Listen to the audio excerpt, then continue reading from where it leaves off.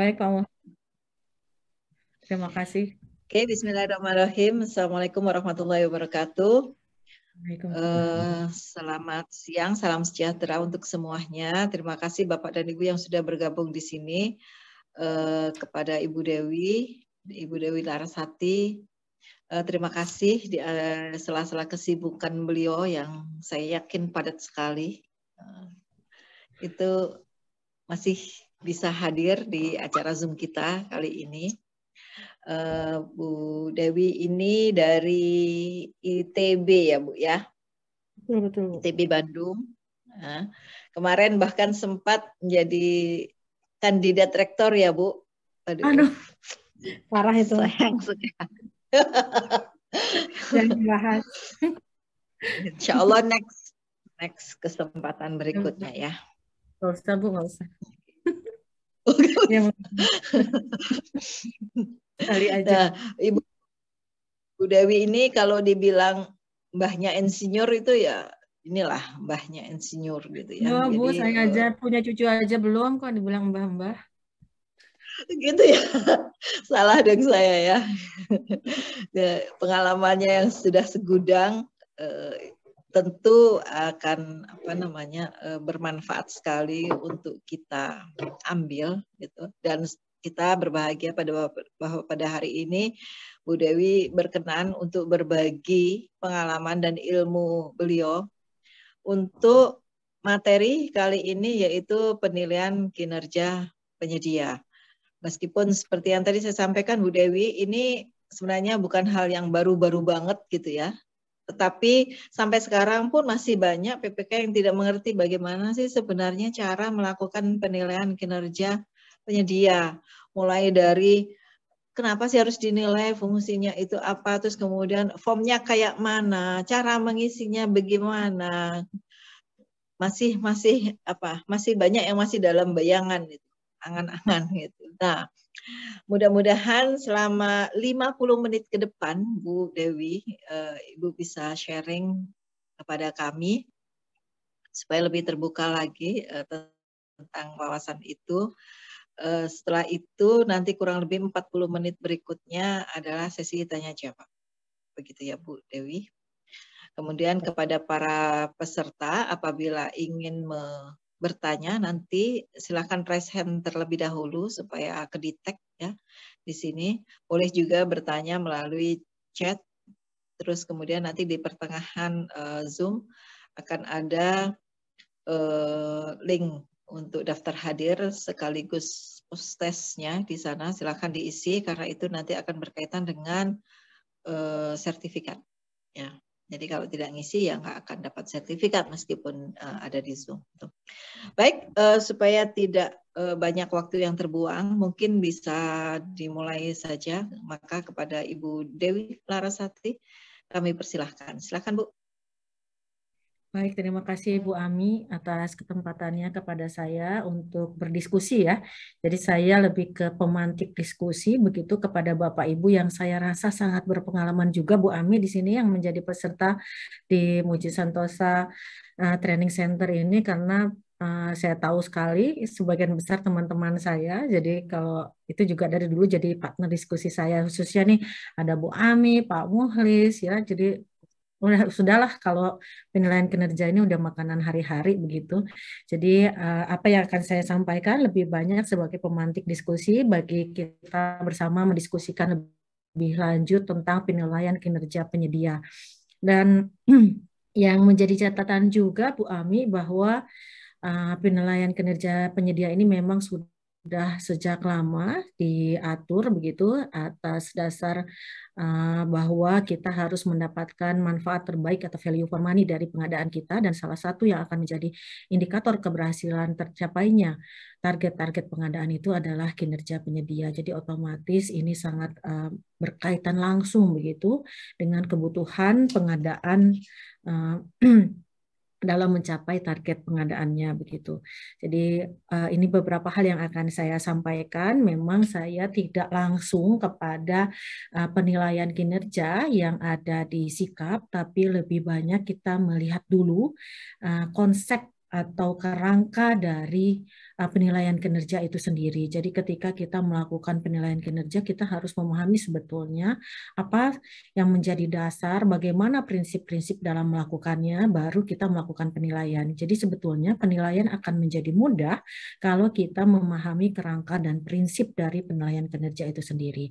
Dan penilaian kinerja juga saat ini sudah diatur melalui Surat Edaran Nomor 4 tahun 2021 dan juga untuk khusus katalog elektronik sudah dimuat di dalam Peraturan Lembaga Nomor 11 Tahun 2022.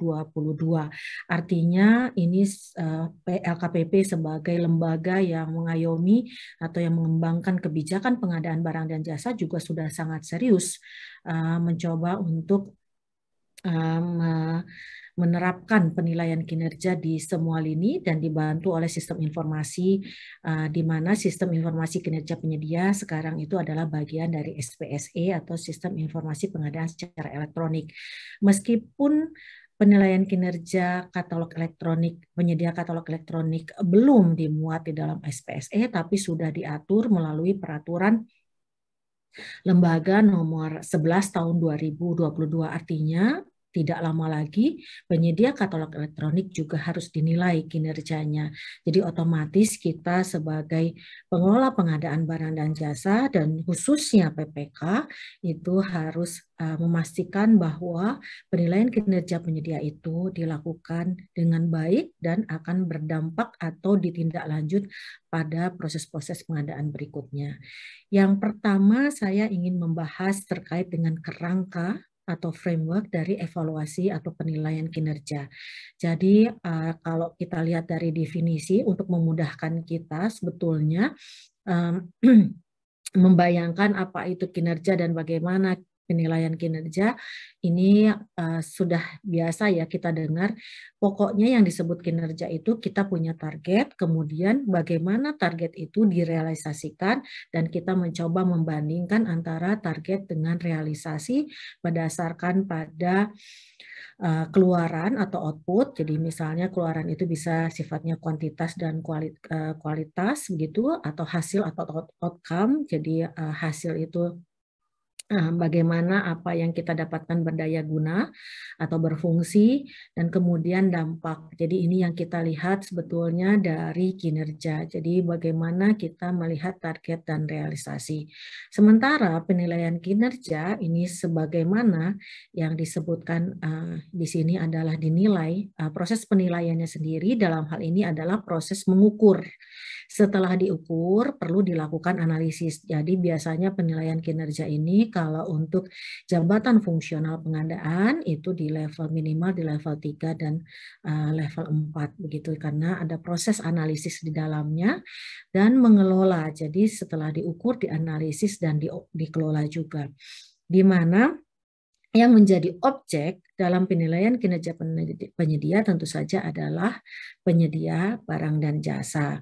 Tujuannya meningkatkan efisiensi dan efektivitas dari proses pengadaan, salah satunya misalnya mengurangi biaya, kemudian mengurangi resiko, mengarahkan perbaikan berkelanjutan dalam nilai dan operasional. Jadi kalau kita lihat, kalau kita mendapatkan tekanan yang kurang baik, itu kemungkinan akan ada resiko atas pengadaan yang kita lakukan. Misalnya kita melakukan pengadaan padahal nilai dari kinerja penyedianya itu rata-rata dari 10 pengadaan yang dia lakukan hanya cukup, tidak baik atau bahkan sangat baik.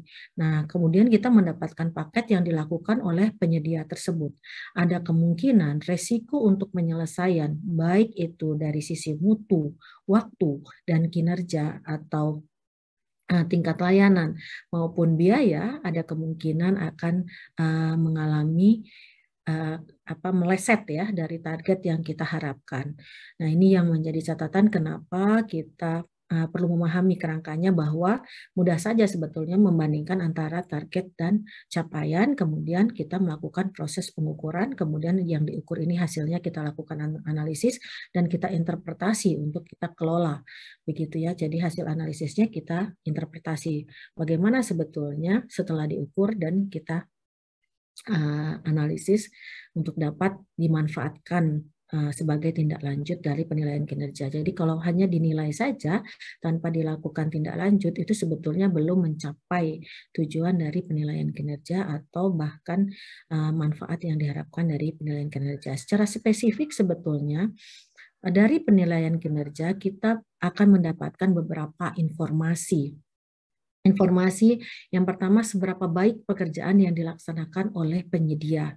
Jadi penyedia ini kalau ada level dari kurang, cukup, baik, dan sangat baik, itu sebetulnya pada level mana penyedia melakukan pekerjaannya atau melaksanakan pekerjaannya.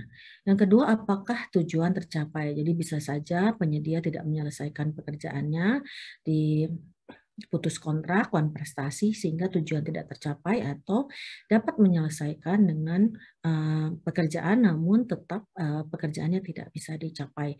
Jadi misalnya kita penyedia menyelesaikan pekerjaannya. Jadi kebetulan saya ada satu paket ya, penyedia paketnya itu pembangunan gedung, dan tahapan yang pertama itu adalah pembangunan fondasinya. Fondasinya dilakukan dengan sistem bore pile. Bore pile-nya dengan diameter tertentu dan sudah dirancang oleh perancang dengan baik gitu. Nah, pada masa pelaksanaannya penyedia sudah menyelesaikan seluruh fondasi, dan ketika dites dengan PDA test hanya 30% dari beban yang diharapkan itu bisa dicapai oleh fondasi-fondasi yang dibuat oleh penyedia. Padahal diameternya betul, besinya betul, mutu betonnya betul. Namun penyedia keliru dalam metode pembangunannya. Karena dia bore pile begitu, di mana harus dibuat dengan bore pile itu tumpuannya atau dukungan yang diharapkan dari fondasinya melalui friksi, melalui ikatan antara tanah ya dengan si fondasi itu sendiri. Dari friksi ini tidak bisa dicapai karena seharusnya dilakukan dengan wet boring, dengan dry boring, dengan sistem galian untuk bore pile-nya dalam galian kering, dia menggunakan sistem galian basah, atau dia tidak menggunakan alat yang memungkinkan terjadinya sistem galian kering, sehingga friksi tidak bisa tercapai dan fondasi tidak bisa mendukung dengan target dukungan yang diharapkan gitu. Dan biayanya jadi cukup mahal karena harus meyakinkan, kita harus melakukan PDA test sampai dengan 3 kali kepada titik-titik lain yang mungkin apakah hanya pada titik yang dilakukan PDA test yang salah atau pada titik-titik lainnya, sehingga harus dilakukan sampai dengan 3 kali. Kemudian harus ada bore pile, harus ada uji tanah ulang untuk redesign. Nah, kemudian dilakukan redesign, kemudian harus dilakukan penambahan titik dan penambahan biaya dan seterusnya. Jadi tujuan tercapai, fondasi terbangun, fondasi sesuai dengan spek. Yang tidak tercapai adalah bagaimana beban bisa dicapai dengan metode yang salah begitu. Nah, apakah pelanggan puas? Ini juga akan menjadi catatan. Jadi dengan kinerja kontraktor seperti itu, tentu saja menimbulkan beban bagi PPK atau bagi owner, dan akibatnya tentu saja ketidakpuasan, terjadi ketidakpuasan. Kemudian apakah proses produksi terkontrol secara statistik ya tadi ya, karena titik-titik itu sudah menggunakan MK pembangunannya, dan MK juga kompetensinya tidak sesuai dengan yang kita harapkan begitu, sehingga memang kontrol dari proses pengadaan ini juga menjadi catatan yang khusus, di mana sehingga diperlukan perbaikan gitu. Jadi bahwa pada masa yang akan datang ketika kita melakukan pembangunan dengan fondasi bore pile, kita harus memastikan bahwa alat yang digunakan adalah alat yang sesuai dengan metode yang diharapkan di dalam proses pembangunannya gitu. Itu jadi catatan khusus yang kemudian akan menjadi continuous improvement pada masa yang akan datang. Ini kita lihat bahwa juga banyak sekali manfaat ketika kita melakukan kinerja kepada penyedia, di mana beberapa manfaatnya antara lain kita bisa mengidentifikasi apakah penyedia dapat memenuhi persyaratan pengguna, kemudian mengetahui di mana perbaikan dibutuhkan, mengetahui apakah perbaikan itu telah terjadi, dan untuk memahami proses yang telah dilakukan oleh penyedia dan memperbaiki dalam pengambilan keputusan khususnya pada masa yang akan datang. Jadi ini semacam feedback begitu ketika kita melakukan evaluasi, dan kemudian feedback ini kita jadikan catatan-catatan untuk mengambil keputusan pada proses-proses pengadaan selanjutnya atau bahkan pada tahap selanjutnya. Jadi di sistem LKPP sebetulnya kita melakukan evaluasi kinerja itu pada akhir setelah BAST, tapi secara praktik ya, best practice di procurement system di dunia sebetulnya kita bisa melakukan evaluasi kinerja itu bertahap.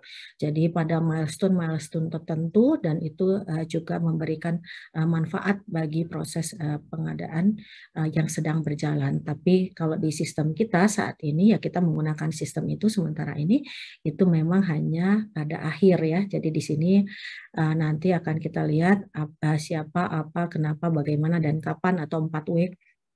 1H kalau di Indonesia yang melakukan adalah pejabat pembuat komitmen sebagaimana diatur dalam tugas dan fungsi pejabat pembuat komitmen, salah satunya pada akhir masa pelaksanaan pekerjaan melakukan penilaian kinerja bagi penyedia. Kemudian apa tadi sudah dibahas bahwa penilaian kinerja ini merupakan aktivitas atau proses untuk mengukur kinerja penyedia dalam melaksanakan pekerjaan berdasarkan berbagai indikator yang telah ditetapkan. Nah, untuk di sistem sikap sendiri, indikator-indikatornya telah ditetapkan, tapi sebetulnya itu bisa dikembangkan sehingga pada materi hari ini saya juga ingin sedikit membahas dan berdiskusi kepada Bapak Ibu sekalian sebetulnya bagaimana sebetulnya indikator itu dimanfaatkan dan apakah kita juga bisa menyusun indikator-indikator sesuai dengan target-target pengadaan yang kita tetapkan. Lalu kenapa diperlukan? Karena penilaian kinerja dibutuhkan untuk meningkatkan kualitas hasil pengadaan barang dan jasa yang dilakukan oleh penyedia, dan bagaimana penilaian didasarkan pada kinerja penyedia dalam melaksanakan pekerjaan sesuai dengan ruang lingkup yang telah ditetapkan di dalam kontrak. Jadi tidak bisa mengada-ngada begitu, sehingga kita kalau tidak suka dengan penyedia A, kemudian kita melakukan penilaian yang buruk, jadi terjadi subjektivitas, itu sangat dihindari dalam proses penilaian kinerja penyedia. Nah, ini ada beberapa tujuan dan prinsip dari penilaian kinerja penyedia. Yang pertama, tujuannya adalah mewujudkan tertib penyelenggaraan pekerjaan dalam rangka menjamin kualitas hasil pengadaan barang dan jasa, kemudian memperoleh profil penyedia. Jadi kalau kita sudah menilai, apalagi yang menilai seluruh Indonesia, kita secara statistik itu bisa dinilai sebetulnya karena datanya sekarang di Sikap bisa di-generate, kemudian bisa dilakukan analisis dengan data tersebut, kita bisa melihat profil ya dari penyedia yang ada di Indonesia, mana-mana saja penyedia yang selalu berkinerja baik di setiap tempat dimanapun dia bekerja, mana-mana saja penyedia yang tidak bisa mencapai target kinerja yang diharapkan, ada juga profil dari seberapa banyak ya penyedia itu bisa menyelesaikan pekerjaannya dan seberapa banyak tidak bisa menyelesaikan pekerjaannya dan seterusnya. Yang saat ini profil-profil tersebut tidak bisa kita dapat selain dengan data dari hasil evaluasi kinerja, dan ini sangat bermanfaat khususnya bagi pokja pemilihan ya untuk memutuskan penyedia-penyedia terbaik ya. Jadi best value procurement dengan penyedia-penyedia yang kompetensinya kemudian kinerjanya atau performansnya bisa sangat baik begitu, karena mereka adalah orang-orang yang ingin mencapai ya, bukan hal-hal yang hanya minimum yang dipersyaratkan, tapi yang mereka bisa lakukan yang terbaik untuk menyelesaikan pekerjaan. Nah, dengan adanya profil seperti ini sangat selain meningkatkan ya kompetensi dengan cara kompetisi, artinya di dalam proses evaluasi ini diketahui oleh penyedia dan penyedia berusaha agar nilai kinerjanya selalu baik, otomatis akan mendorong mereka untuk bekerja baik. Kemudian melaksanakan mitigasi resiko pelaksanaan pekerjaan, khususnya mitigasi resiko atas kinerja penyedia yang buruk. Jadi kita sudah dari awal tahu mana penyedia-penyedia yang baik. Jadi kalau dia apalagi menawar di bawah HPS begitu ya, dengan nilai yang sangat rendah begitu, sehingga dia padahal kinerjanya dalam kategori cukup, ya kita bisa melihat kemungkinan resiko yang dapat terjadi akibat adanya profil yang demikian.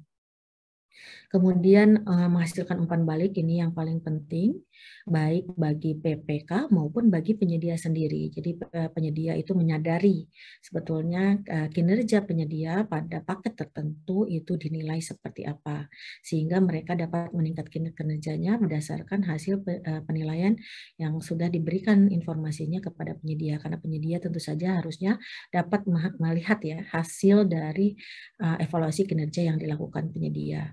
Kemudian memberikan indikator peningkatan kapasitas yang dibutuhkan oleh penyedia. Jadi karena ada indikator-indikatornya, nilainya berdasarkan berbagai indikator, nanti penyedia tahu kelemahannya pada indikator mana.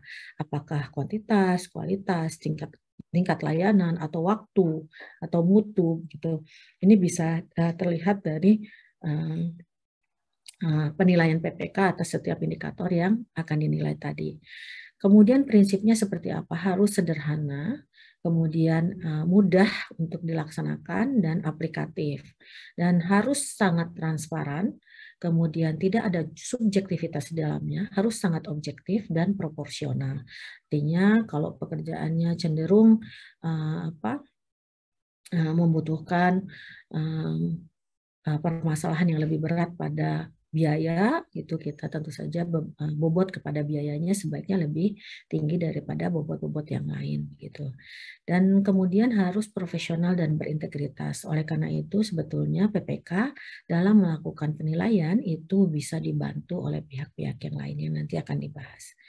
Dan untuk memastikan proses pelaksanaannya bisa dilakukan secara sederhana, mudah, aplikatif, transparan, objektif, proporsional, itu bisa dilakukan melalui penggunaan teknologi informasi dengan sistem informasi. Nah, ini di Indonesia sudah ada penilaian kinerja dilakukan melalui aplikasi sistem informasi kinerja penyedia atau SIKAP yang diselenggarakan oleh LKPP. Jadi sudah sangat memudahkan dan sangat membantu, dan profilnya juga bisa se-Indonesia begitu. Kalau kita punya sistem informasi sendiri, kita tidak tahu sebetulnya kinerjanya di tempat-tempat lain. Kalau dengan sistem informasi yang dikelola secara nasional seperti ini, sebetulnya data ini seharusnya bisa digunakan oleh pengelola pengadaan barang dan jasa, khususnya pekerja pemilihan, dalam mengambil keputusan apabila ada hal-hal yang berisiko tinggi, harus mengambil keputusan dengan berbagai sumber informasi, termasuk informasi kinerja penyedia. Nah, itu barangkali bagian pertama, kerangka atau konsep dari penilaian kinerja penyedia, dan kita akan masuk kepada bagian yang kedua adalah prinsip dalam melakukan evaluasi kinerja penyedia. Nah, ini beberapa hal yang akan dibahas, ya mudah-mudahan juga sekali lagi ini bagian dari pemantik diskusi Bapak Ibu, yaitu ruang lingkup evaluasi kinerja penyedia, pemangku kepentingan dalam evaluasi kinerja, kerangka penilaian kinerja, instrumen evaluasi atau penilaian kinerja, dan gambaran secara menyeluruh proses evaluasi atau penilaian kinerja.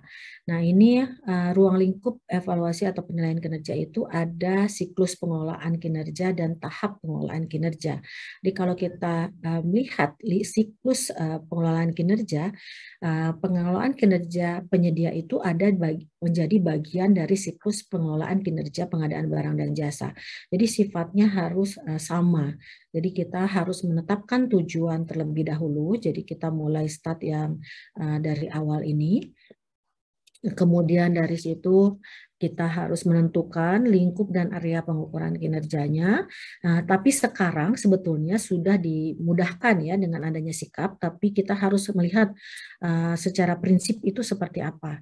Jadi kita tahu lingkup area pengukuran kinerja, kemudian ditetapkanlah berbagai indikator. Sekarang sudah ada indikatornya, ada 5 indikator. Sebetulnya ada 5, tapi kuantitas dan kualitas kalau di sikap itu dijadikan 1, sehingga dia menjadi 4 indikator.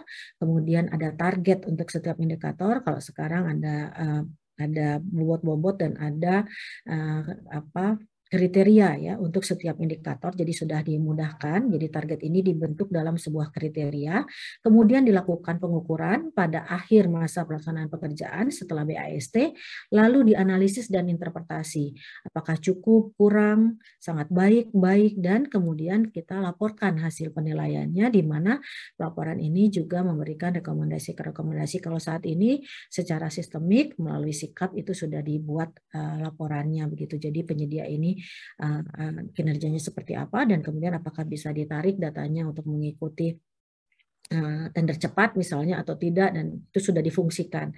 Nah, di mana untuk penetapan tujuan harus menimbang, harus mengingat, harus memperhatikan fungsi dari pengadaan barang dan jasanya, penggunanya, pemangku kepentingannya begitu. Jadi tidak hanya penetapan tujuan itu hanya keberhasilan pengadaannya, tapi sampai dengan siklus hidup dari barang atau jasa yang didapatkan dari proses pengadaan tersebut. Kemudian kita lanjutkan tahapnya seperti apa. Tadi sudah ditentukan, kita sudah ada tujuan, kemudian ada lingkup dan area pengukuran. Ini melihatnya seperti ini. Dari sini ke sini, ke sini, ke sini, ke sini, dan ke sini begitu. Dari tujuan terlebih dahulu, kemudian dilihat lingkupnya, lakukan penentuan indikator-indikatornya. Kita punya target untuk setiap indikator. Ini sudah ya, kalau nanti di sikap ini sudah dimuat semua di dalam sikap. Jadi kita tinggal melakukan pengukuran saja sebetulnya dan melakukan analisis dan interpretasi dari hasil pencapaian, dan kemudian kita melakukan pelaporan.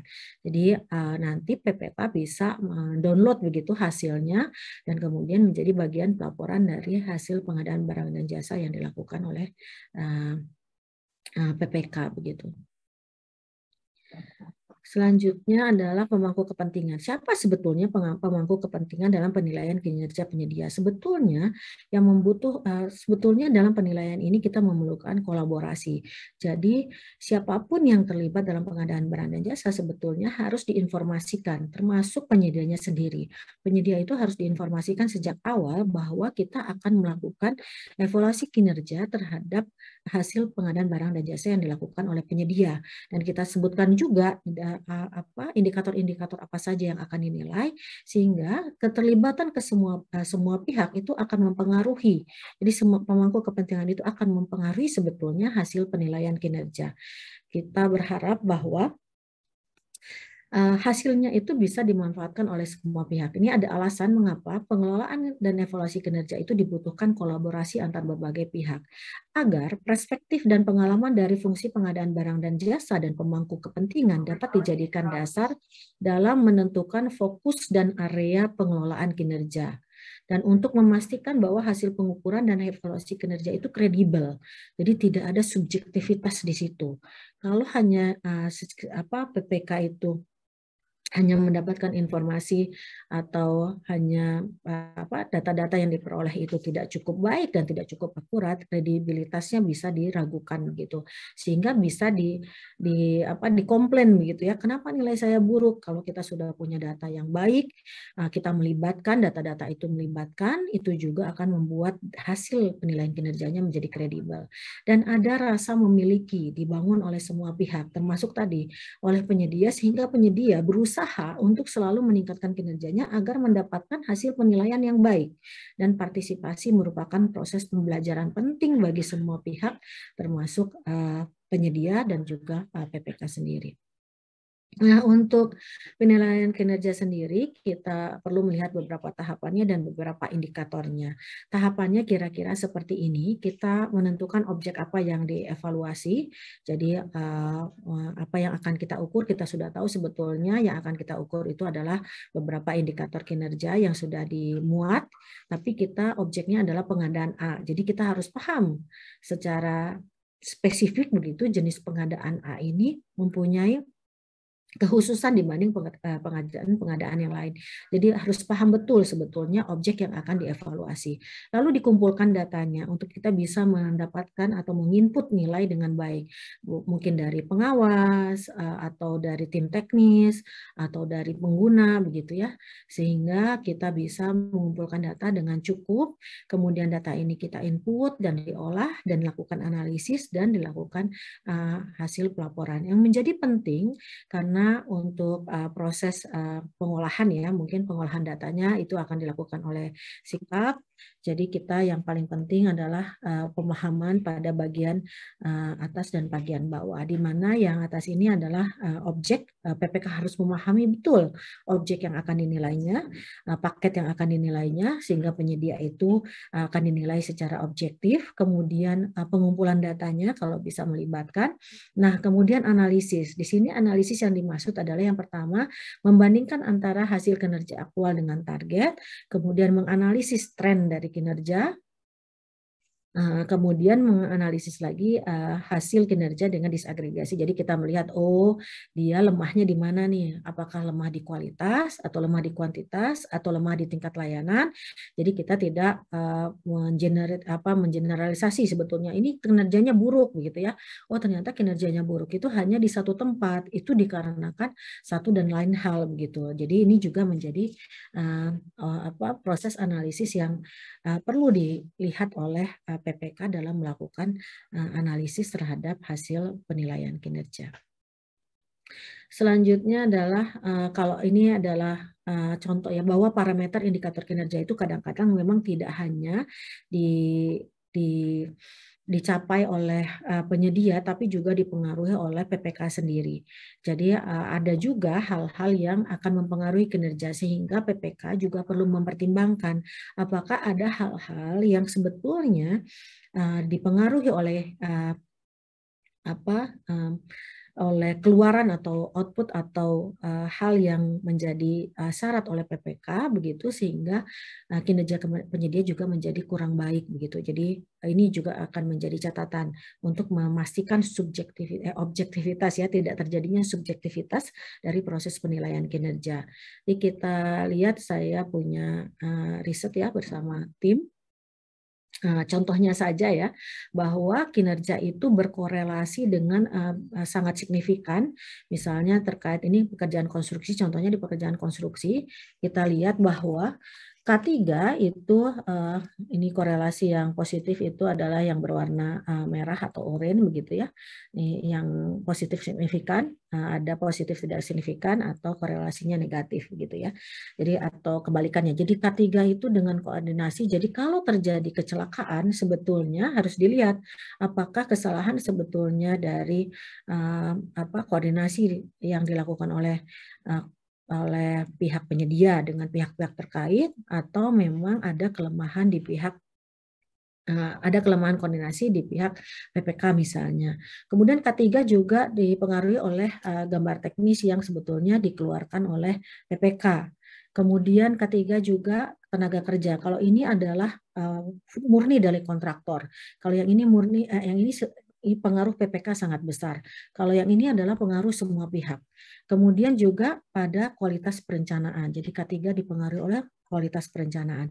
Jadi ini juga menjadi catatan yang perlu dipertimbangkan ketika melakukan penilaian kinerja. Untuk kinerja kualitas ini sangat dipengaruhi oleh gambar teknis, kemudian jadwal, kemudian kualitas perencanaan dan kualitas pelaksanaan. Yang ini adalah pihak kontraktor sendiri. Di sisi lainnya ini sangat dipengaruhi oleh hasil dari owner begitu ya, dari PPK. Kemudian untuk biaya itu dipengaruhi oleh gambar dan jadwal. Untuk kualitas perencanaan sendiri ini dari gambar, kualitas pelaksanaan oleh koordinasi, gambar, jadwal, dan tenaga kerja. Jadi kita lihat bahwa kadang-kadang kita perlu mempertimbangkan banyak hal ketika kita menilai, khususnya pada pekerjaan-pekerjaan yang kompleks. Kalau pekerjaannya sederhana, sebetulnya tidak perlu terlalu rumit begitu ketika kita menilai. Jadi di sisi lain juga formula indikator kinerja juga sangat dipengaruhi oleh komitmen. Ada juga penyedia-penyedia yang secara teknis baik, namun komitmennya kurang baik, sehingga tingkat layanannya kurang baik, mengakibatkan kepada hasil pengadaan atau kinerja pengadaan kinerja penyedia yang ditunjukkan oleh hasil pengadaannya itu tidak baik begitu. Ini juga menjadi catatan bahwa kita juga harus melihat ya komitmen dari penyedia. Ini bisa dianalisis menggunakan supply analisis begitu, di mana ketika penyedia itu memang sangat sedikit kadang-kadang dan dia dibutuhkan oleh banyak tempat, mengakibatkan ya supply positioning model ya, itu mengakibatkan penyedia-penyedia itu tidak tinggi komitmennya begitu, meskipun secara teknis baik gitu. Nah kadang-kadang hasil kinerjanya juga buruk karena komitmennya yang kurang gitu.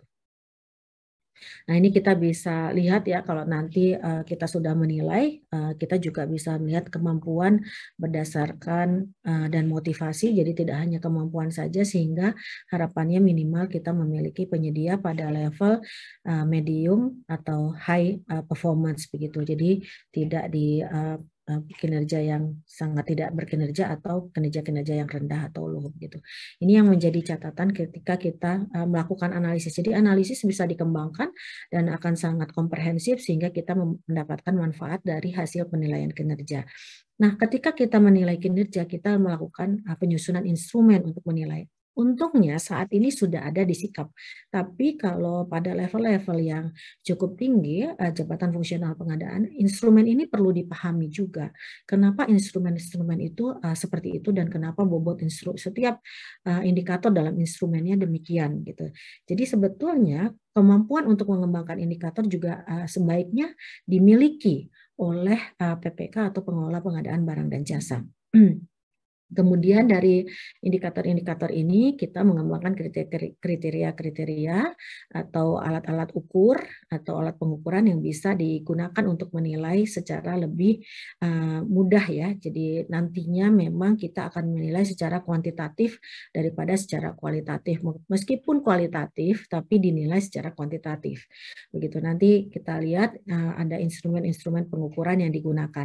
Nah, yang paling penting bahwa setiap instrumen yang kita gunakan harus membuat indikator kinerja yang memiliki kriteria SMART, yaitu spesifik, dapat diukur, dapat datanya dikumpulkan itu mudah ya, achievable, kemudian relevan dengan indeks kinerja yang memang kita harapkan sesuai dengan rencana dan kemudian target yang sudah ditetapkan, dan juga ada batas waktu dari kurun waktu tertentu dalam penilaiannya. Jadi penilaian itu hanya kita lakukan sepanjang masa kontrak.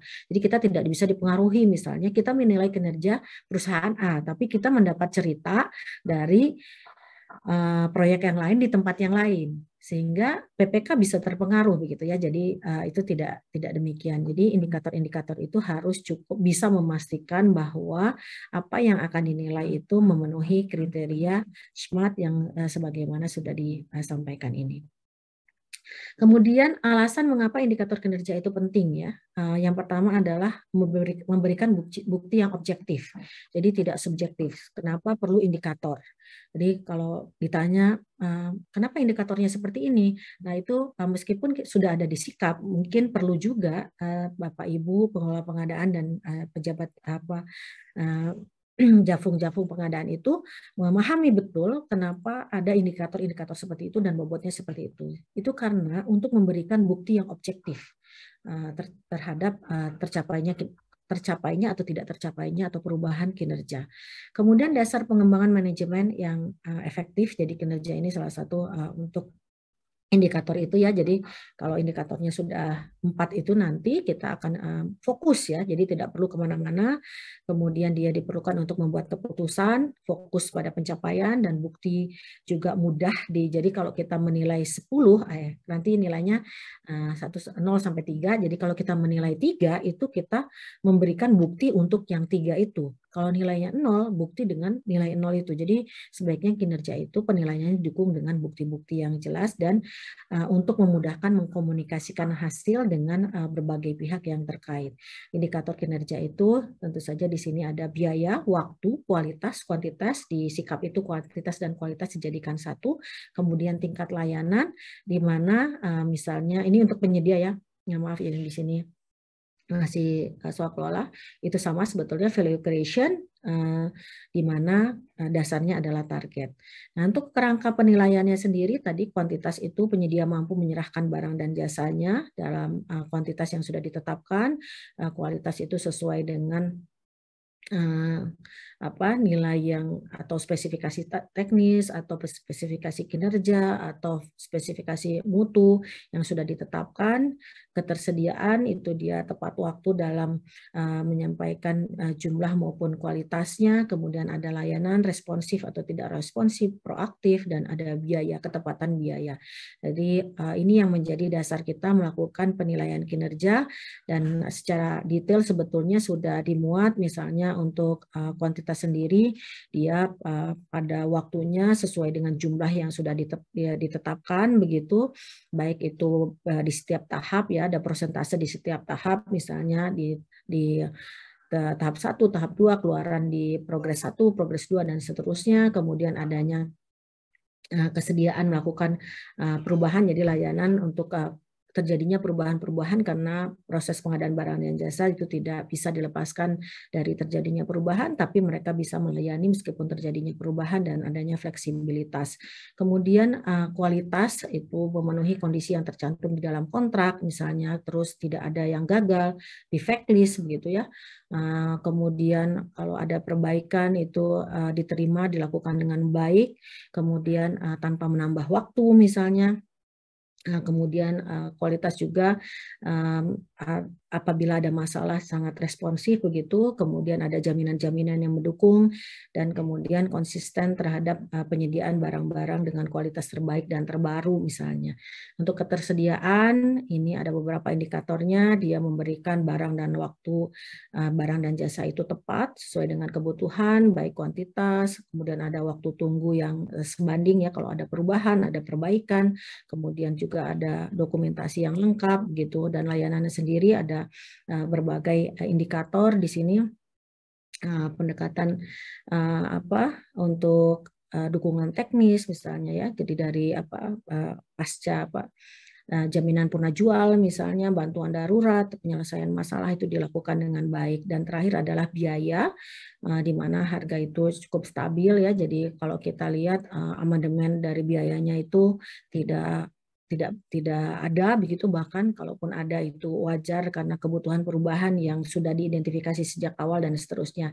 Nanti secara detail kita akan bisa melihat yang sudah dilakukan di dalam sikap di mana setiap indikator itu sudah ditetapkan dengan mudah begitu dan fokusnya juga mudah. Dan kriteria itu bisa dalam bentuk kriteria input, kriteria proses, kriteria output maupun kriteria outcome dari pengadaannya sendiri. Kemudian kriteria dalam pengembangan indikator tadi kita bisa lihat di dalam model seperti ini. Jadi ada proses, ada output dan ada outcome, di mana biasanya di dalam proses kita juga melihat SDM, organisasi, infrastruktur dan proses dari penyedia. Kemudian baru itu akan mempengaruhi kinerja penyedia, di mana outputnya seperti apa dari sisi waktu, biaya, kualitas dan kuantitas dan tingkat layanan. Jadi kita lihat sebetulnya kita tidak hanya melihat hasil tapi juga melihat proses sebetulnya yang akan menjadi area perbaikan. Jadi SDM-nya mumpuni, misalnya manajer lapangannya bagus, koordinator lapangannya atau koordinator pengirimannya baik, begitu ya, responsif misalnya dari sisi organisasi tidak terlalu panjang rentang kendalinya, jadi kita bisa berhubungan dengan pengambil putusan yang tepat di perusahaan. Jadi PPK juga bisa melihat bahwa peralatan yang digunakan, kemudian alat transportasi, keamanan dalam pengiriman dan lain sebagainya itu dilakukan oleh penyedia dengan baik. Nah, model penilaiannya bisa menggunakan metode kategori atau metode-metode lain seperti metode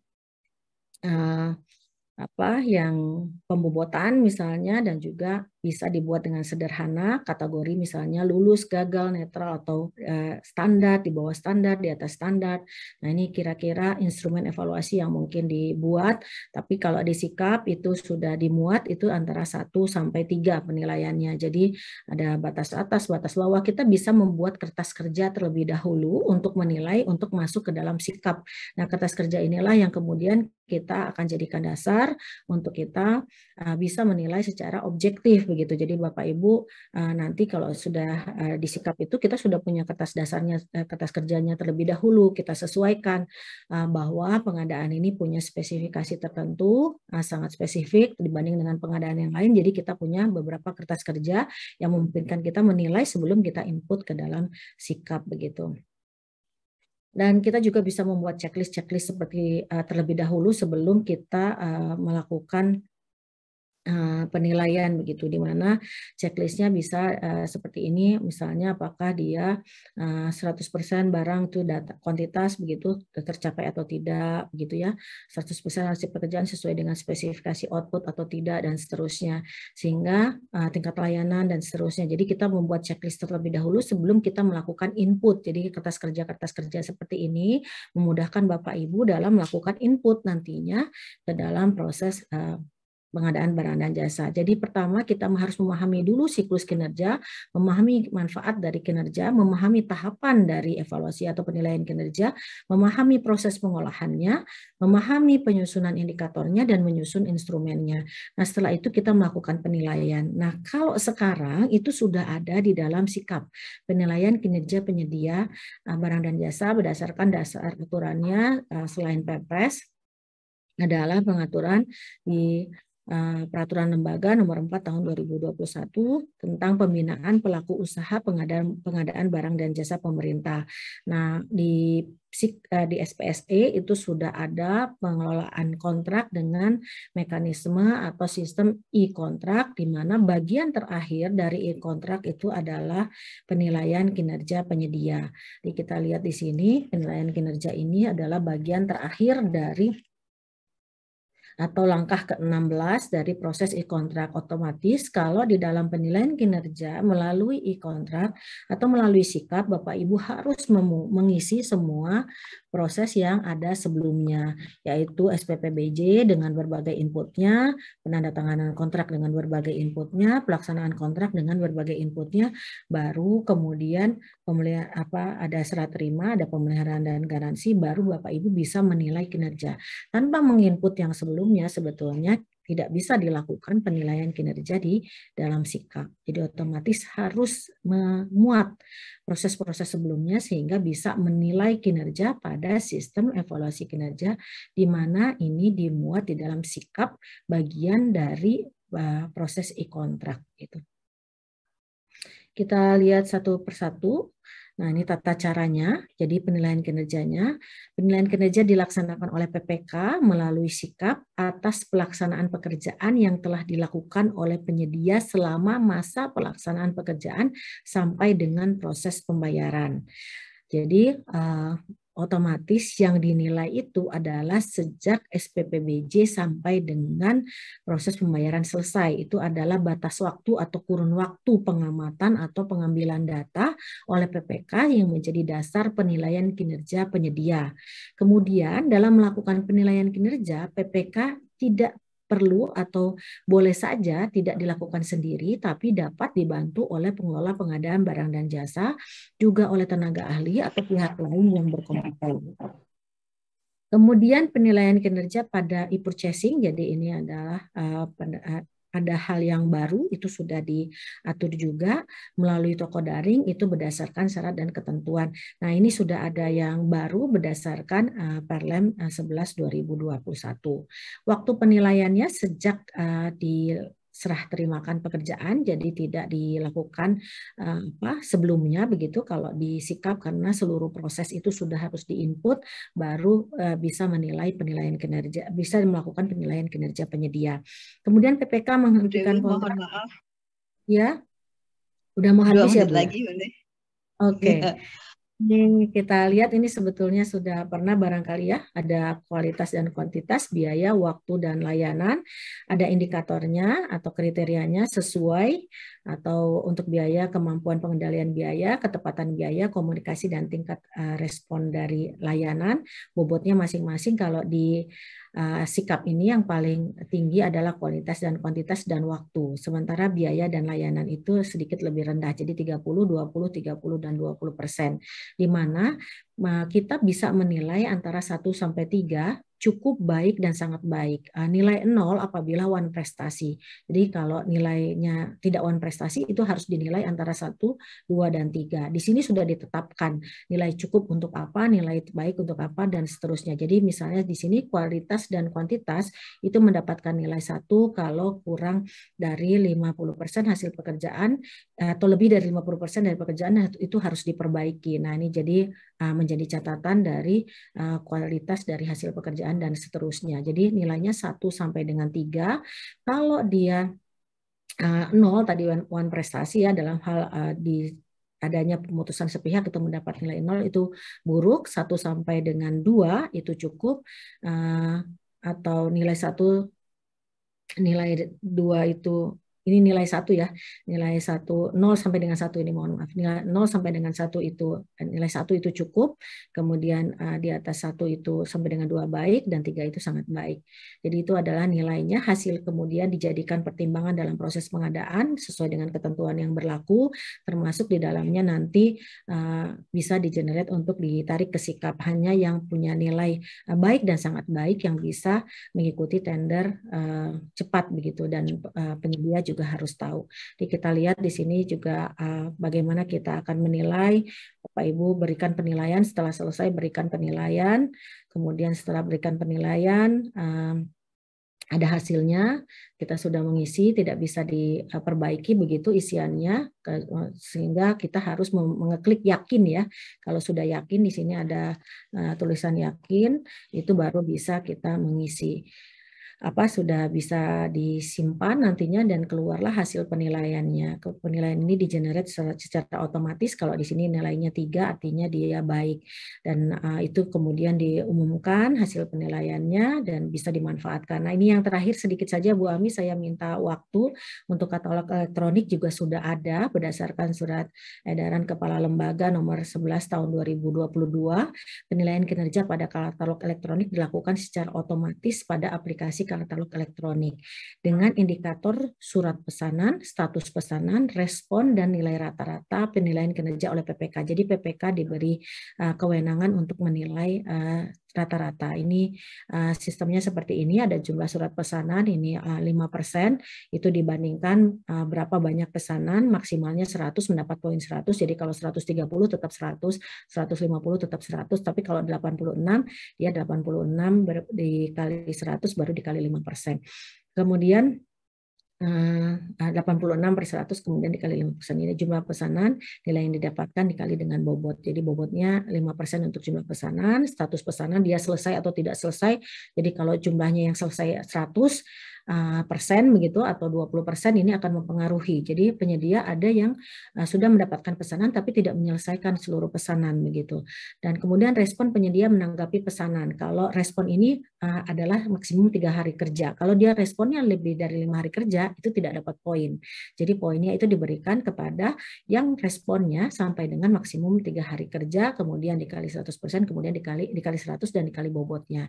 Nilai rata-rata penilaian oleh PPK, nah ini yang khusus, jadi PPK bisa memberikan nilai rata-rata kepada penyedia, ini hak prerogatif dari PPK, tapi sebaiknya tetap membuat kertas kerja begitu untuk menilai apakah dia bisa dinilai diberikan nilai 75 atau 100 dan seterusnya. Ini ada nilai rata-rata sesuai dengan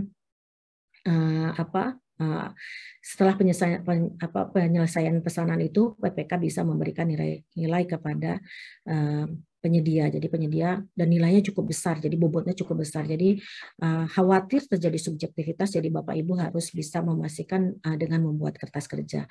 Dan kinerja penyedia dalam katalog elektronik ini, tata cara perhitungannya dilakukan apabila sudah dapat difasilitasi melalui katalog elektronik. Jadi sekarang belum, jadi mudah-mudahan segera dapat dikeluarkan oleh LKPP. Begitu barangkali Bu Ami yang bisa saya sampaikan, mudah-mudahan bisa menjadi bahan diskusi dari Bapak Ibu sekalian untuk pembahasan penilaian kinerja penyedia. Saya kembalikan lagi kepada Bu Ami, monggo.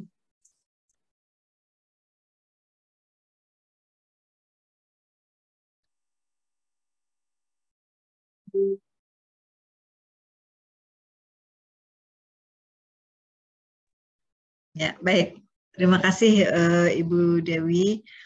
Sebenarnya ini lagi seru-serunya karena pas nilai ya, pas bagaimana benar mengaplikasikan penilaian kita. Tapi mungkin nanti akan berkembang di diskusi kita. Baik, kepada Bapak, Ibu yang hadir di sini, mungkin ada yang ingin bertanya tentang materi tersebut, penilaian kinerja penyedia. Silahkan. Silahkan raise hand terlebih dahulu. Setelah itu nanti akan saya sebutkan siapa yang akan bertanya. Silahkan, Bapak Ibu. Kayaknya sudah paham semua Bu Ami ini. Jadi aman. Aman. Jadi kalau aman itu. Kalau saya ini apa namanya tertarik dengan ini apa namanya bahwa penilaian kinerja ini meskipun secara aturan itu dilakukan setelah terakhir ya, terakhir setelah pekerjaan itu selesai, tetapi sebenarnya kita bisa melakukan penilaian tersebut secara bertahap ya. Mungkin apa namanya secara formal formnya atau aplikasinya ya itu mungkin belum gitu, tapi paling tidak itu sudah bisa kita simpan ya, istilah saya disimpan gitu ya, mungkin bayangan saya itu disimpan penilaian itu pada apa namanya, mungkin kita bikin tahapan-tahapan tertentu di mana kita perlu melakukan evaluasi itu, terus kemudian kita simpan nanti akumulasinya dari penilaian kita itu di akhir gitu, mungkin kayak begitu bisa nggak Dewi? Iya Bu, bisa. Dan bahkan itu memudahkan juga dalam penyiapan kertas PPK. Jadi PPK itu sudah punya dasar, jadi tidak hanya ujungnya saja, tapi sejak prosesnya itu PPK sudah bisa menilai. Jadi PPK itu sebetulnya punya sedikit prerogatif ya untuk menilai secara penuh begitu ya, untuk menilai kinerja penyedia, tapi alangkah baiknya kalau kita sudah punya catatan-catatan. Dan kalau jadi contohnya di kasus saya tadi Bu, itu baru pondasi. Ketika kita sudah menilai dan ada indikasi bahwa kinerjanya akan terpengaruh misalnya oleh proses penggunaan alat, kita cukup berhati-hati pada proses-proses selanjutnya. Kalau kita tidak punya pengalaman dan kita tidak menilai begitu, kita akan bahwa akan terjadi perbaikan berkelanjutan itu kan sulit sebetulnya bagi ya, betul. Tapi kalau sejak awal dia sudah disampaikan bahwa ini hati-hati, Anda nilai kerjanya bisa cukup kurang atau dia jadi cukup sehingga dia tidak bisa mengikuti misalnya tender cepat pada masa yang akan datang. Jadi kita sudah informasikan sejak awal. Jadi oleh karena itu sebetulnya kenapa penilaian kinerja itu bukan seolah-olah milik satu pihak begitu. Tapi kinerja itu sebetulnya kita harus lakukan pemastian kinerja ini kita harus lakukan secara kolaboratif begitu Bu. Jadi awareness dari semua pihak bahwa kinerja ini menjadi catatan penting dalam proses pengadaan dan kita akan fokus kepada kinerja itu sudah disonding sejak awal. Awareness-nya itu sudah sejak mulai pre-award meeting. Kemudian pada saat SPPBJ dan kita selalu mengingatkan dan kalau kita sudah punya nilai-nilai awal itu juga kita bisa memberikan warning-warning ya kepada penyedia. Penyedia juga kemudian akan melakukan continuous improvement apalagi sekarang ya dengan keberuntungan kita adanya sikap itu dipublis atau dipublikasikan hasil penilaian kinerja. Otomatis dengan publikasi ini membuat semua pihak itu lebih tinggi responnya atau awareness-nya lah ya begitu kepada proses penilaian kinerja. Dengan adanya itu kita sejak awal kalau kita diam-diam aja pokoknya ujungnya menilai saja begitu itu sangat disayangkan karena fungsinya bukan hanya menilai di ujung sebetulnya. Betul. Fungsinya supaya awareness terhadap kinerja ini itu diketahui atau didukung oleh semua pihak yang terlibat di dalam proses pengadaan barang dan jasa begitu Bu Ami. Saya sepakat sekali Bu Ami. Meskipun tadi sekarang kita masih di akhir, kita sangat berharap pada masa yang akan datang minimal ada 2 milestone ya di tengah dan di ujung. Misalnya penyedia barang kami ya, contohnya saja. Itu kalau mau ngirim barang dekat-dekat dengan masa waktu hasil masa waktu penyelesaian pekerjaan. Jadi proses pemeriksaan pekerjaannya menjadi sangat pendek. Gitu. Jadi kita tidak bisa memeriksa mutu atau kualitas pekerjaan dengan baik. Nah, kalau kita mekanismenya adalah mekanisme berbasis kinerja, sejak awal kita selalu mendiskusikan ini barang-barang yang lebih cepat bisa kita datang lebih cepat, bisa kita periksa lebih cepat, gitu. Jadi jadwal untuk barang pun tidak menunggu sampai dengan akhir masa kontrak. Nah, kadang-kadang kan misalnya 2 bulan penyediaan komputer begitu ya. Oh, nanti dibarengin aja semua begitu sehingga kita pemeriksaannya sudah sampai dengan habis waktu masa kontrak begitu. Sehingga terburu-buru, habis masa pembayaran dan seterusnya. Jadi karena kita sudah punya awareness terhadap kinerja, sejak awal kita diskusikan, ini kinerja ini perlu kita capai. Ini kinerjanya dinilai Bapak, tapi kami juga beruntung kalau Bapak kinerjanya baik kepada penyedia. Kalau kinerja Bapak baik, hasilnya kami dapatkan baik, kami juga mendapat keberuntungan. Tapi sebetulnya yang dipublikasi adalah Bapak. Jadi kita secara kolaboratif mendiskusikan, membahas dan mencapai kinerja bersama-sama. Begitu. Kenapa tadi saya bilang kinerja itu jangan-jangan bukan salahnya penyedia juga, jangan-jangan begitu. Ya, kita harus fair juga sebagai PPK, harus fair juga. Fairness ini menjadi penting juga dalam penilaian kinerja. Begitu barangkali Mbak Ani. Ya, betul Bu. Poin pentingnya dari situ bahwa penilaian kerja itu bukan hanya untuk kepentingan penyedia, tapi juga untuk kepentingan kita sebenarnya. Baik, ada yang bertanya Bu, Pak Beni ya, Pak Beni Ihsan sudah raise hand, silakan Pak. Baik, ya terima kasih Bu Amik. Assalamualaikum warahmatullahi wabarakatuh. Waalaikumsalam warahmatullahi wabarakatuh. Ya, terima kasih. Ini Bu Dewi sedikit Bu ingin minta pencerahan nih terkait memang sangat menarik nih untuk kaitan dengan penilaian kinerja penyedia ini. Jadi mungkin kemarin juga kita dapat materi itu kaitan dengan repeat order, karena di repeat order sendiri itu disyaratkan juga itu harus ada penilaian kinerja. Tapi dalam hal ini kadang ya karena ketidaktahuan ya kami juga sebagai PPK di sini jarang sekali untuk melakukan kinerja ini. Mungkin ini sangat teknis saya tanyakan ini hal yang teknis mungkin. Jadi apakah bisa PPK itu melakukan penilaian kinerja kepada penyedia di tahun yang kemarin Bu? Nah seperti itu karena di sistem kan memang harus ada menu-menunya itu. Jadi e-kontrak masuk, terus SSKK dan data-data lainnya itu kayak BAP juga harus dimasukkan sehingga mungkin baru aktif. Kami juga belum punya pengalaman Bu di sini untuk melakukan penilaian ini Bu. Nah mungkin ini bisa jadi apresiasi juga bagi rekanan juga apabila rekanan ini atau penyedia ini memiliki atau kinerja yang baik ya. Nah mungkin itu Bu, mungkin secara teknis kami ingin tanyakan apakah bisa kita melakukan penilaian terhadap paket yang tahun kemarin tuh Bu. Nah mungkin seperti itu Bu. Nah, terus mungkin batasan waktu untuk melakukan ini penilaian kinerja ini sampai kapan, Bu? Apakah masih bisa untuk 2 tahun ke depan atau 2 tahun ke belakangnya itu seperti apa, Bu? Mungkin seperti itu. Terima kasih, Bu Dewi. Ya. Ibu Ami. Ya, Bu Ami bisa langsung? Boleh, silakan Bu. Baik, terima kasih Pak Beni atas pertanyaannya. Apakah kita bisa menilai penilaian kinerja penyedia? Sudah lewat ya, sudah lewat tahun anggaran. Jadi sebetulnya dalam sistem itu bahkan ya, sebetulnya yang jadi catatan kita ketika kenapa kita harus menilai kinerja itu dengan cepat, itu catatannya itu adalah informasi yang akurat. Kalau sudah cukup lama, kita jangan-jangan informasinya tidak cukup akurat lagi begitu. Itu barangkali Pak Beni catatan yang penting karena khawatir terjadi subjektivitas kalau dia terlalu lama sejak masa penyelesaian pekerjaan. Nah, yang kedua, catatan yang kedua adalah sebetulnya tidak hanya penilaian kinerja ini tidak hanya berguna bagi penyedia karena dia bisa karena bagi penyedia itu penting karena dia bisa mengikuti tender cepat kalau dia punya nilai terhadap hasil evaluasi kinerjanya. Jadi penyedia juga berhak menuntut kepada PPK, kenapa kami belum dinilai. Jadi itu berhak. Jadi kalau kita lihat misalnya, oh ini PPK belum melakukan penilaian ya di dalam sistem aplikasinya.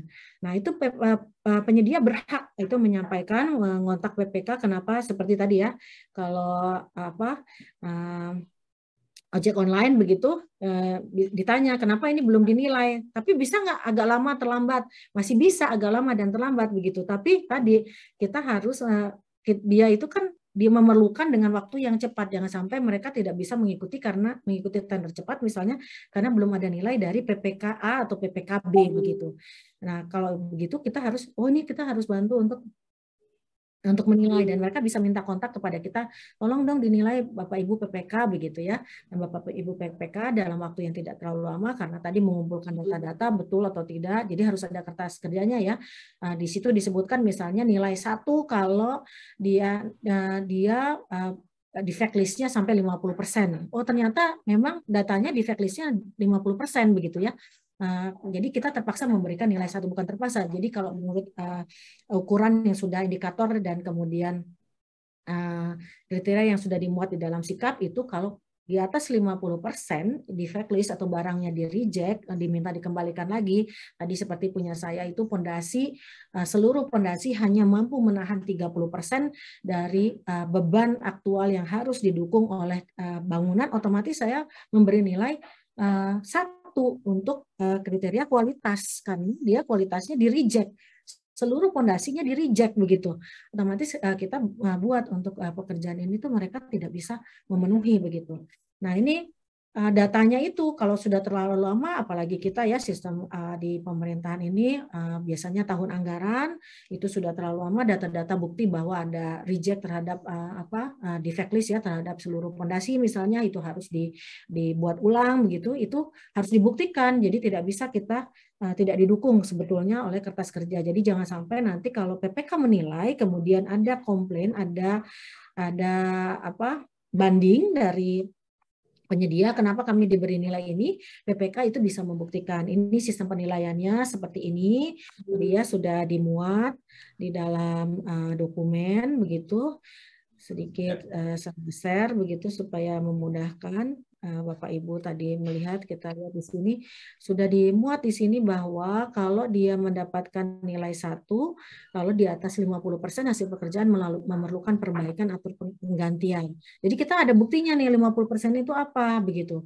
Atau dia antara 50% itu dia sampai dengan kurang dari 100% itu dia harus perbaikan, atau 100% dia tidak ada yang perlu diganti gitu ya. Itu dia sangat baik. Dulu-dulu kita tidak bisa menilai nih.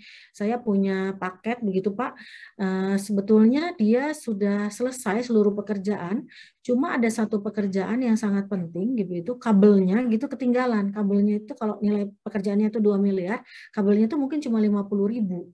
Tapi akibat kabel ini tidak datang-datang, dia jadi tidak bisa 100%. Akibatnya kepada waktu. Jadi gara-gara kuantitas yang kurang, itu akibatnya waktu. Dari nilai pekerjaannya sangat kecil. Jadi sebetulnya dia dari kualitas nilainya baik, hanya hampir 100% ya. Jadi dia mendapat poin 2.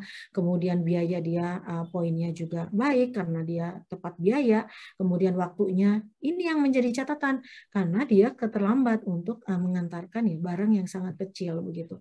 Nah ini kita kadang-kadang kita juga harus melihat nanti disegregasi begitu ya Pak, bahwa dia sebetulnya kesalahannya itu tidak dari sisi waktu begitu. Jadi kita lihat oh dia tuh mendapat nilai baik, tapi kita mendapat catatan khusus dari sisi waktu misalnya. Ada yang dari kualitas, ada yang dari kuantitas, ada yang dari biaya. Jadi ketika kita melakukan analisis, kita tidak hanya melihat penilaian itu secara total atau secara umum. Dari nilai totalnya dia baik, buruk, atau cukup. Tapi juga kita harus bisa menganalisis dari setiap aspek dari indikator kinerja yang sudah dimuat di dalam sikap begitu Pak. Jadi sebetulnya masih begitu Pak, karena itu adalah hak dari penyedia dan itu kewajiban data.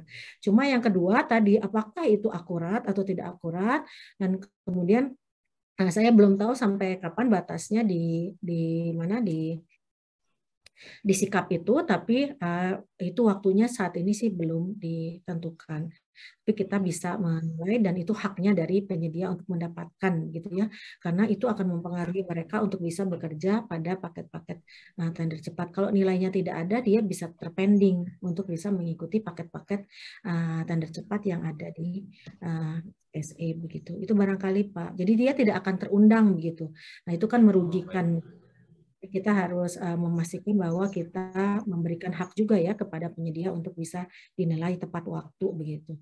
Tapi alasan yang lain sebetulnya data begitu Pak. Kalau kita tidak memiliki data yang cukup karena sudah tersimpan, sudah diletakkan tadi ya, karena sangat spesifik gitu. Jumlahnya 50%. Nah, itu harus ada buktinya atau kurang antara 50% sampai 100%. Itu harus ada buktinya. Sebetulnya saya memang agak ini ya, di sini memang masih ada batasan yang kurang clear ya di sini. Nah, misalnya di sini untuk poin 2 itu di atas 50% sampai dengan kurang dari 100% gitu ya, baru 100%. Nah, di sini batasan untuk baiknya untuk kuantitas dan kualitas ini belum ada, dan kadang-kadang kita juga bingung nilainya. Kalau kualitasnya baik tapi kuantitasnya tidak baik, seperti apa nilainya, atau kuantitasnya atau kualitasnya yang baik, kuantitasnya yang kurang seperti apa. Nah, ini memang masih dicampur. Kalau saya cenderung untuk memisahkan antara kualitas dan kuantitas. Karena di sini sebetulnya kalau dilihat dari keterangan untuk indikatornya itu dia perbaikan. Jadi ini lebih banyak kepada kualitas. Tapi karena perbaikan ini harus diganti, itu menjadi kuantitas. Jadi seperti ya sama gitu ya, kuantitas dan kualitas.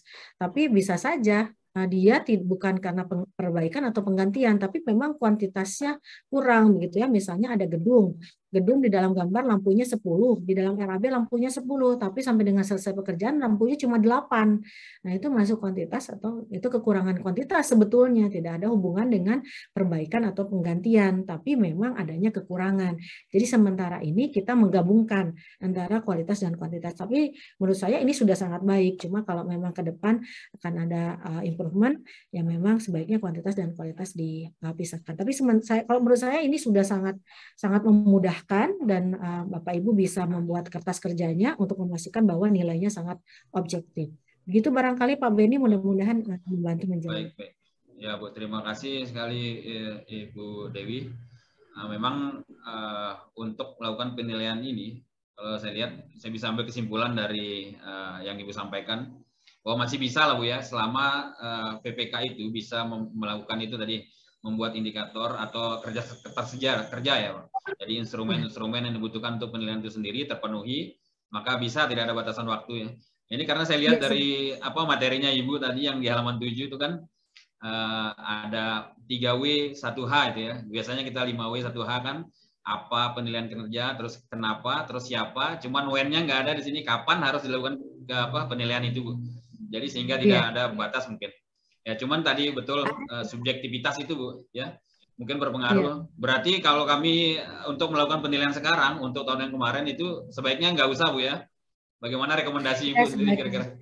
Ya saya sih usul Pak, kalau ini memang sebetulnya kalau bisa sih sejak diberlakukannya Perlem 4 Pak, sebaiknya Bapak menilai sejak diberlakukannya Perlem 4 karena itu mempengaruhi kinerja penyedia. Kalau di sini dari sisi waktu sudah disebutkan Pak, penyedia melakukan serah terima hasil pekerjaan kepada PPK melalui berita acara serah terima dan atau berita acara serah terima untuk pekerjaan barang jasa yang memerlukan masa pemeliharaan atau garansi, kemudian PPK menilai. Jadi PPK melakukan penilaian ketika setelah BAST atau setelah pemutusan kontrak. Jadi bisa saja tidak BAST, tapi setelah pemutusan kontrak begitu Pak. Jadi kalau Bapak putus kontrak langsung aja dinilai begitu, sehingga bisa dinilai. Baik, terima kasih Ibu Dewi, Ibu Ami. Ya, terima kasih. Ya, Assalamualaikum warahmatullahi wabarakatuh. Ya. Waalaikumsalam warahmatullahi wabarakatuh. Baik Pak Beni, saya rasa penjelasan dari Bu Dewi tadi cukup panjang lebar dan cukup komprehensif. Di room chat itu ada pertanyaan, saya akan bacakan ya Bu Dewi karena katanya ini sinyalnya kurang stabil sehingga tidak bisa bertanya sendiri. Baik. Baik. Pertanyaannya terkait template penilaian kinerja sesuai dengan LKPP nomor 4 tahun 2021 itu kan sudah baku. Apakah bisa PPK melakukan penilaian disesuaikan dengan kebutuhan dan kriteria yang ditetapkan sendiri seperti jasa lainnya untuk pembobotan layanan itu bobotnya lebih besar dari template yang ada? Terima kasih. Kayaknya tadi sebenarnya sekilas sudah dijawab, tapi nggak apa-apa Bu, ini lagi di highlight aja. Silakan. Baik, terima kasih Bu Ami atas pertanyaan tadi dibacakan oleh Bu Ami ya terkait dengan template ya yang sudah baku di dalam sikap. Di dalam sikap sudah ada itu yang sudah ditetapkan ini dari Pak Septian ya. Pada prinsipnya sebetulnya yang wajib dilakukan oleh PPK itu yang ada di dalam sikap. Jadi itu adalah sudah sesuai dengan fungsi ya tugas dan kewajiban PPK itu harus wajib menilai dan nilai yang paling mudah yang ada di sikap begitu. Dengan adanya di sikap itu nanti akan dinilai begitu oleh PPK sesuai dengan kriteria dan bobot indikator-indikator dan bobot yang sudah ada di sana. Otomatis tidak bisa dilakukan perubahan. Yang ada di sikap tidak bisa dirubah oleh PPK. Namun kalau Bapak Ibu ingin punya penilaian lain itu tentu saja diperbolehkan tapi tidak masuk ke dalam sistem sikap. Jadi itu menjadi catatan Bapak Ibu sendiri untuk memastikan bagaimana pengadaan-pengadaan khususnya yang memiliki risiko tinggi, kompleksitas tinggi, diperlukan catatan-catatan khusus untuk tindak lanjut. Jadi sebetulnya fungsinya sebagai tindak lanjut atau sebagai feedback. Jadi bukan untuk bagian dari penilaian kinerja di dalam sikap. Jadi Bapak Ibu bisa membuat penilaian kinerja.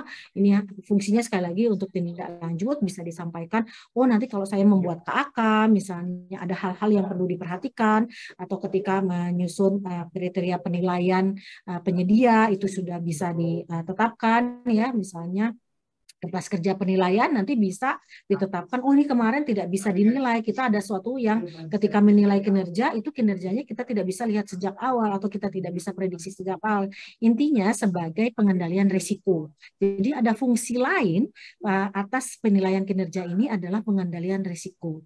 Nah ini kalau Bapak Ibu untuk sebagai bagian dari pengendalian risiko Bapak Ibu bisa membuat, tapi untuk sikap itu tidak bisa dirubah. Begitu barangkali Bu Ami jawabannya. Oke, Pak Septian, demikian jawaban dari Bu Dewi Larasati. Jadi itu yang ada di sikap itu sudah itulah template-nya, itulah yang diikuti, tinggal bagaimana kita menilai seobjektif mungkin. Nah, Bu, sebelum ada pertanyaan berikutnya, karena saya lihat juga belum ada yang raise hand lagi, itu berdasarkan pengalaman Ibu tuh mengisi form penilaian itu sebenarnya kesulitan yang paling sulit tuh pada saat gimana sih? Apanya sih, objektivitasnya atau apanya sih? Gitu. Ya, betul Bu. Jadi memang objektivitas itu yang paling sulit Bu. Jadi oleh karena itu saya menyarankan PPK memiliki kertas kerja untuk menilai. Jadi didukung oleh lampiran-lampiran dukungan untuk inputnya begitu Bu. Jadi kalau kita lihat dukungan-dukungannya itu tidak terlalu banyak. Sebetulnya tidak sulit karena sudah fokus dan sudah mudah. Tapi dukungannya ini perbaikan atau penggantian. Kalau memang tidak ada 100% bagus, ini datanya langsung 100%. Baik itu kuantitas maupun kualitas. Kemudian ini ya, tidak menginformasikan sejak awal kondisi kejadian berpotensi penambahan biaya. Nah ini Bapak Ibu ada di mana nih catatannya? Catatannya ada sejak dengan kick-off meeting atau pertemuan MC0. Jadi di MC0 sudah ada pembahasan. Jadi di MC0 atau di kick-off meeting, itu di KOM itu sudah ada diskusi. Di situ akan ada berita acara. Bapak Ibu bisa melihat di berita acara. Di berita acara penyedia sudah melihat bahwa akan ada resiko, ada catatannya. Atau memang sejak awal memang pekerjaannya tidak ada resiko yang berpotensi menambah biaya. Nah, jadi kalau ini Bapak Ibu tidak punya catatan, catatannya dari mana ini nilainya? Dari KOM, dari kick-off meeting atau dari MC0 begitu. Nah, Bapak Ibu tidak bisa ngarang-ngarang juga gitu. Jadi Bapak Ibu ketika membicarakan kriteria kriteria penilaian kinerja, Bapak Ibu sudah siap-siap sejak awal SPPBJ untuk menyiapkan data-data untuk penilaian kinerjanya. Jadi nggak ujuk-ujuk di ujung baru akan menilai, karena data-data ini harus dilihat. Oh, Bapak Ibu nanti bertanya nih ketika KOM atau ketika MC0, apakah menurut kontraktor dokumen yang sudah diberikan oleh PPK itu akan berpotensi untuk terjadinya perubahan atau penambahan biaya. Kalau kontraktornya bilang dia belum melihat, itu akan menjadi catatan dia mendapat nilai cukup. Tapi kalau kontraktornya sudah membeli respon, dia bisa mendapatkan nilai baik atau nilai sangat baik. Begitu. Termasuk dari sisi waktu. Penyelesaian terlambat melebihi 50 hari, karena ini di ujung mungkin datanya lebih mudah, karena penyelesaian pekerjaan. Tapi penyelesaian pekerjaan sebaiknya berdasarkan data statistik setiap milestone, begitu. Tidak hanya penyelesaian pada akhir ya. Jadi kalau kita misalnya konstruksi, punya master schedule, begitu ya. Jadi kita bisa lihat sebetulnya kontraktor ini selalu selalu under progress begitu ya. Jadi dia tuh sebetulnya memang terakhirnya selesai tepat waktu, tapi hasilnya buruk karena dia di ujung saja kerjanya baru mati-matian begitu, sehingga jumlah tenaga kerjanya banyak di ujung yang terburu-buru begitu dan seterusnya. Jadi kadang-kadang kita memang kalau menilai kinerja itu harus diinformasikan sejak awal. Saya sangat berorientasi ya, kalau kebetulan saya sangat berorientasi bahwa penilaian kerja itu tidak hanya berdasarkan output atau outcome saja, tapi juga berdasarkan proses. Jadi proses ini menjadi hal yang perlu dipertimbangkan dalam menilai kinerja. Tapi sekali lagi harus didukung oleh data-data. Betul tidak melebihi 50 hari. Mana buktinya? Kontraknya mana? Ada amandemen keterlambatan mana? Denda keterlambatan mana? Ini sudah menjadi catatan kita untuk ketika kita menilai kinerja, kita punya bukti-bukti. Jadi kalau Bapak Ibu menilai saja tanpa bukti, kalau menurut saya itu bisa dibanding ya oleh penerima nilai, tapi nilai itu harus dibuktikan dengan dokumen pendukung nilainya. Nah, layanan responsif nih ya, lambat memberikan tanggapan responsif. Bapak Ibu punya data ketika dikirim surat oleh PPK tindak lanjut atas misalnya review ya, amandemen biaya. Ini sumber-sumber yang akan menjadi dasar, misalnya kita menilai PPK MK ya. MK diminta menilai penawaran kontraktor terhadap penambahan pekerjaan gitu, adanya penambahan pekerjaan, item pekerjaan karena dibutuhkan di lapangan, diminta untuk memberikan penilaian, tapi dia tidak responsif, terlalu lama sampai dengan beberapa hari diberikan surat tambahan baru misalnya, atau surat ini kepada kontraktor, surat peringatan 1 tidak ditindaklanjut, surat peringatan 2 tidak ditindaklanjut, artinya tidak ada respon yang baik misalnya. Nah, ini bisa juga menjadi catatan untuk nilai layanan yang cukup baik atau sangat baik. Jadi Bapak Ibu bisa memastikan dulu, ini kira-kira buktinya apa nih? Saya akan menilai kualitas kuantitas itu cukup baik atau sangat baik. Biaya itu cukup baik atau sangat baik. Waktu itu cukup baik atau sangat baik. Layanan itu cukup atau sangat baik atau baik. Jadi sekali lagi kalau Bapak Ibu punya kertas kerja dan merujuk di dalam kertas kerjanya dokumen A, dokumen B, dokumen C begitu. Dokumen pembuktiannya adalah dokumen ini, dokumen ini, dokumen ini. Jadi biasanya kalau saya tambahkan di sejak awal saya sudah sampaikan, saya ada dokumen pendukung di sini, dokumen pendukung. Kemudian ini untuk kita sendiri ya, dia mendapat nilai ini. Jadi kita jumlahkan misalnya di sini nilainya adalah di sini adalah nilai dari penyedianya, kita sudah buat kerjanya, dia masuk dalam kategori ini. Nilai dokumen pendukungnya adalah surat atau tanda defect list dari pekerjaan gitu. Kemudian yang di sini yang biaya ini dapat poin 2 misalnya, buktinya ada di mana begitu. Ini dapat poin 3, buktinya ada di mana. Ini poin 2 lagi, buktinya ada di mana. Ini Bapak Ibu baru diinput nanti. Bapak Ibu sudah mempersiapkan, ini menjadi bagian hasil pengadaan yang didokumentasikan ya. Jadi seluruh proses ini Bapak Ibu dokumentasikan dan Bapak Ibu sudah informasikan sejak awal, karena tadi ya misalnya data yang biaya ini ya tidak menginformasikan sejak awal kondisi penambahan biaya. Di akhir ada amandemen, ada adendum. Adendumnya 10%, tapi ini baru diketahui di misalnya ada 10 minggu atau 10 bulan, di bulan 9,5 begitu ya. Nah, ini menjadi catatan khusus gitu, bahwa ini harusnya sudah teridentifikasi sejak awal. Nah, ini kita ketika menilai tidak hanya dilakukan secara bertahap pengumpulan dokumennya, tapi juga dikomunikasikan. Jadi dibuktikan. Jadi kalau di dalam bahwa Bapak-bapak ini kami sudah mendapatkan nilai mendapatkan dokumen bahwa defect listnya 50% lebih, jadi oleh karena itu Bapak akan kami nilai cukup. Itu lebih baik kalau bisa dikomunikasi dan diinformasikan. Jadi tidak ada di sini sifatnya sekali lagi tawar-menawar begitu. PPK dengan profesionalitasnya dan penyedia juga dengan profesionalitasnya sangat objektif dan transparan dalam melakukan penilaian dan dibuktikan oleh dukungan-dukungan yang sejak awal. Tapi jangan jadi jebakan Batman ya Bapak Ibu. Misalnya, ini kayaknya penyedianya jelek, saya nggak mau kasih informasi apa-apa. Misalnya bahwa kita sudah bertanya sejak kick off meeting, kita sudah bertanya, Bapak-bapak atau kontraktor atau penyedia, apakah Anda sudah mengidentifikasi potensi adanya risiko dalam pengadaan ini, khususnya pada biaya dan waktu. Jadi fair kita tanyakan, mereka tidak memberi jawaban, artinya mereka memang apalagi kalau sangat responsif ya, nanti bisa sejak awal mereka sudah melihat, memberikan respon begitu ya. Misalnya nih paketnya itu karena tahun anggaran dia jadi dari awalnya 10 bulan menjadi 9 bulan. Tapi penyedia tidak memberikan respon terhadap risiko.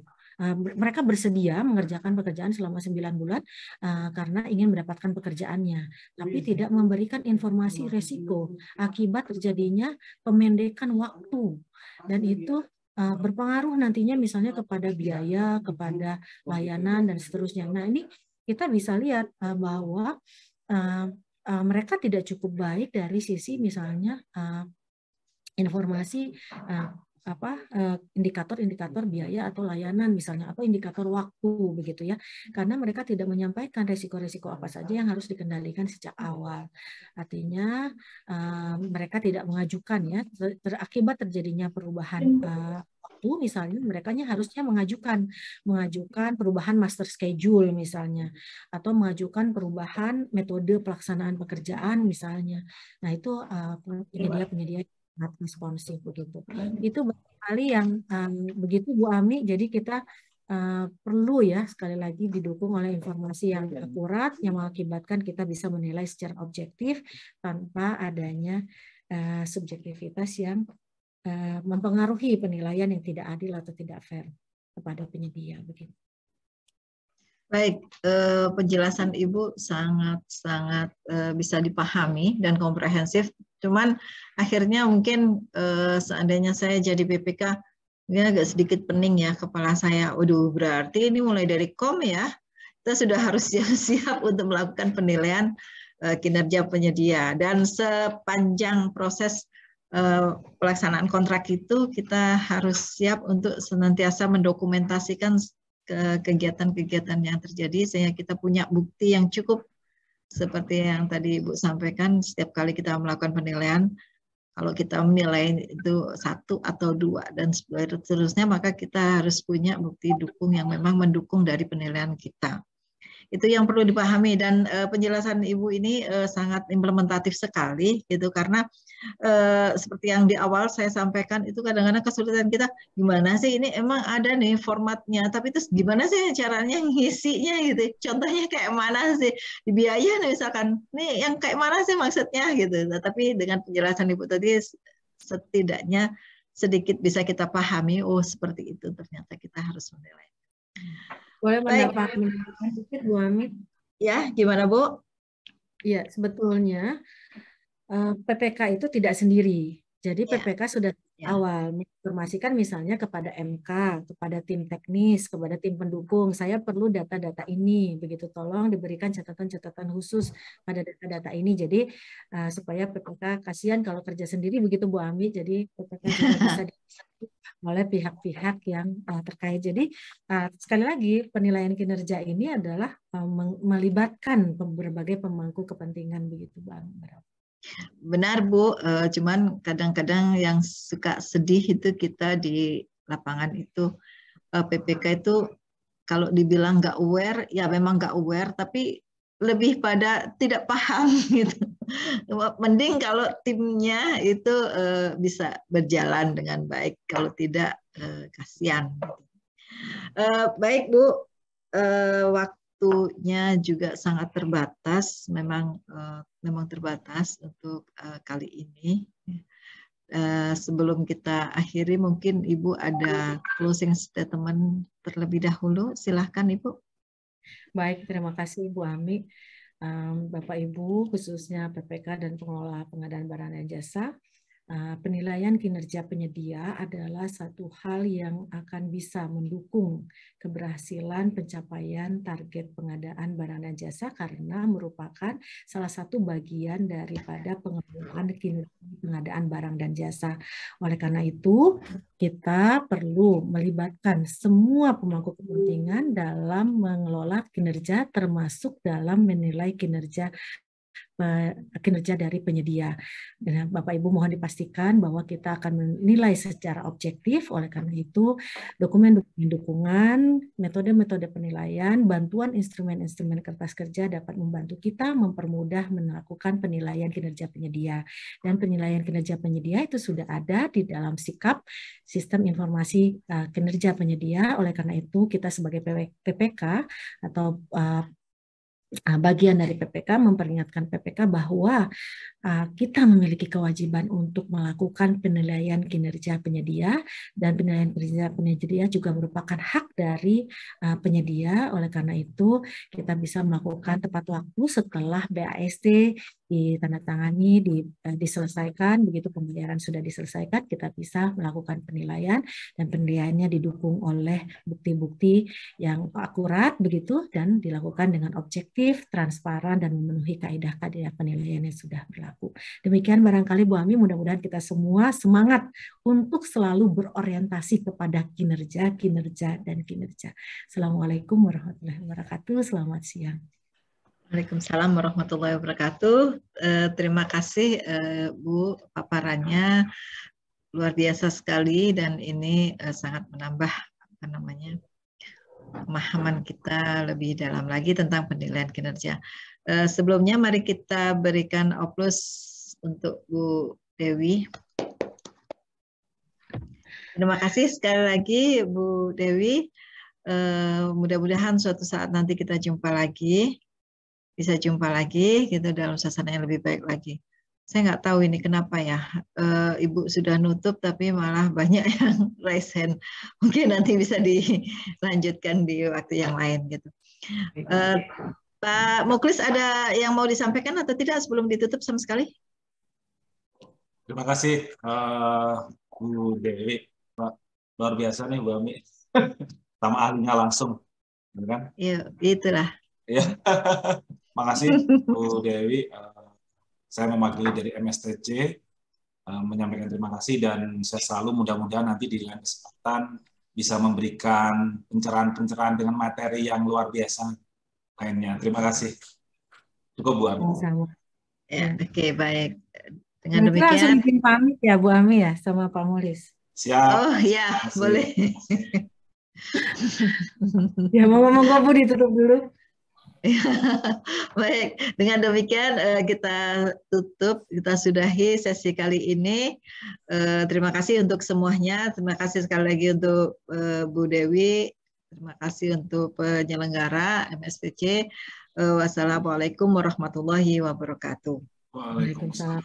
Waalaikumsalam warahmatullahi wabarakatuh.